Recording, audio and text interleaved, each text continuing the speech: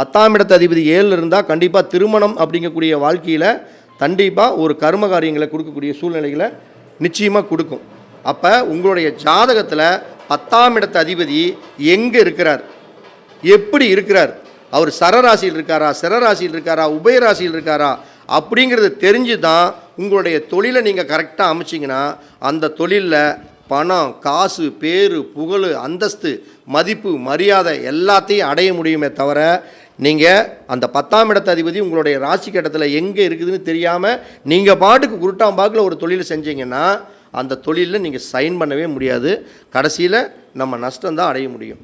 அப்போ இந்த வீடியோவை பார்க்குறவங்க எல்லாமே ஒரு நல்ல ஒரு ஜோதிடர்கிட்ட போய் உங்களுடைய ஜாதகத்தில் 10ஆம் இடம் எப்படி இருக்குது, 10ஆம் இடத்து அதிபதி எங்கே இருக்கிறாரு, 10ஆம் இடத்தோட அதிபதியோட கிரகம் என்ன கிரகம், அந்த கிரகத்தோடைய சேர்க்கை எப்படி இருக்குது, இது எல்லாம் பார்த்து நீங்கள் ஒரு நல்ல தொழிலை ஜாதகத்தின் ரீதியாகவே முடிவு பண்ணிக்கலாமே தவிர நீங்கள் பாட்டுக்கு அடுத்த ஜெனரேஷனில் இன்றைக்கி 12th முடிச்சிட்டோம், இப்போ இன்றைக்கி இன்ஜினியருக்கு வேல்யூ இல்லையே, இன்னும் ஒரு வருஷம் கழிச்சு கம்ப்யூட்டர் சயின்ஸுக்கு நல்ல வேல்யூ இருக்குது, அந்த படிப்பை படி அப்படின்னா ஒரு 10 நாள் கழிச்சு இந்த படிப்புக்கு பிரச்சனை இல்லை, இதை படி அப்படின்னெல்லாம் சொல்கிறதுக்கு வாய்ப்பே இல்லை.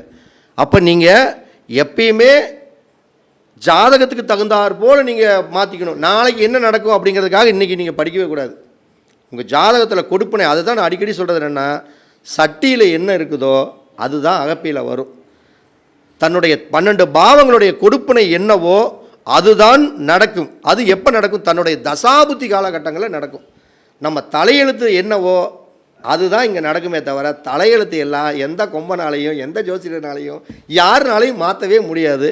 தலையெழுத்துக்கு தகுந்தாற் போல் நம்மளுடைய தொழிலை நிர்ணயம் செய்தால் நம்முடைய வாழ்க்கையில் பணம், புகழ், பேர், அந்தஸ்து அடையலாம் என்று கூறி முதல் பேச்சை நம்ம நிறைவு செய்யலாம்.